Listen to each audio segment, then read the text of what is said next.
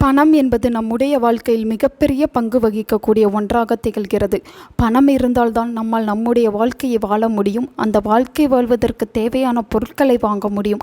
அப்படிப்பட்ட பணத்தை நாம் பலவிதங்களில் சம்பாதித்தாலும் சம்பாதித்த பணம் கையில் தங்காமல் வீண் செலவாகி கொண்டே இருக்கிறது என்பவர்களும், வாங்கிய கடனை திரும்ப அடைக்க முடியாமல் கஷ்டப்படுபவர்களும் செய்ய வேண்டிய ஒரு செம்பருத்தி பூ பரிகாரத்தை பற்றி தான் இந்த வீடியோவில் பார்க்க போகிறோம்.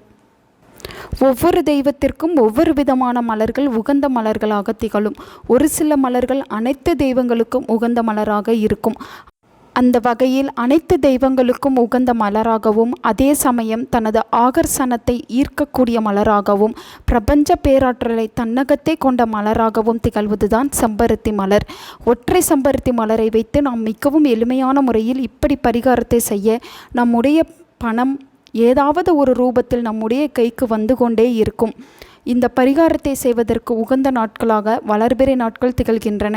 இருப்பினும் இந்த வளர்பிறை நாட்களில் அஷ்டமி, நவமி, கரிநாள் போன்ற நாட்களை தவிர்த்து கொள்வதும், அதே சமயம் யார் இந்த பரிகாரத்தை செய்கிறார்களோ அவர்களுக்கு சந்திராஷ்டமம் இல்லாத நாளாகவும் பார்த்து செய்ய வேண்டும்.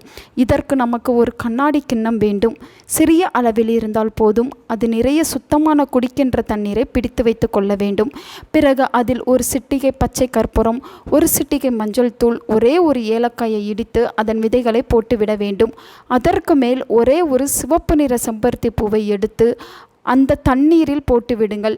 இப்பொழுது உங்களுடைய வலது கையில் இருக்கும் சுண்டு விரலை மட்டும் தண்ணீருக்குள் வைத்து ஓம் ஸ்ரீம் ஓம் என்னும் மந்திரத்தை 108 முறை உச்சரிக்க வேண்டும். இவ்வாறு உச்சரித்த பிறகு உங்களுடைய பணம் தொடர்பான எந்த வேண்டுதலாக இருந்தாலும், கோரிக்கையாக இருந்தாலும் அதை முழுமனதோடு நினைத்து கொள்ள வேண்டும். பிறகு அந்த செம்பருத்தி பூவை எடுத்து கால்படாத இடத்தில் போட்டுவிட்டு அந்த தண்ணீரை குடித்து விட வேண்டும். இப்படி தொடர்ச்சியாக 11 நாட்கள் நாம் செய்தோம் என்றால் நமக்கு இருக்கக்கூடிய பணம் தொடர்பான தரித்திரம் முற்றிலும் நீங்கும். பணம் ஏதாவது ஒரு ரூபத்தில் நமது கைக்கு வந்து கொண்டே இருக்கும். வந்த பணமும் வீண் விரயம் ஆகாமல் சேமிப்பாக உயரும். எளிதில் கிடைக்கக்கூடிய செம்பருத்தி பூவை வைத்து இந்த முறையில் பரிகாரம் செய்பவர்களுக்கு அவர்களுடைய கடன் பிரச்சனை தீர்வதோடு பணவரவில் இருக்கக்கூடிய தடைகளும் விலகும். வீண் விரயங்களும் குறைந்து சேமிப்பும் உயர ஆரம்பிக்கும். உங்கள் நண்பர்களுக்கும் உங்கள் உறவினர்களுக்கும் இந்த வீடியோவை ஷேர் பண்ணுங்க. அவங்களும் இதை பற்றி தெரிஞ்சுக்கிடட்டும். ஆன்மீகம் டிவி தமிழ் சேனலை சப்ஸ்கிரைப் பண்ணுங்க.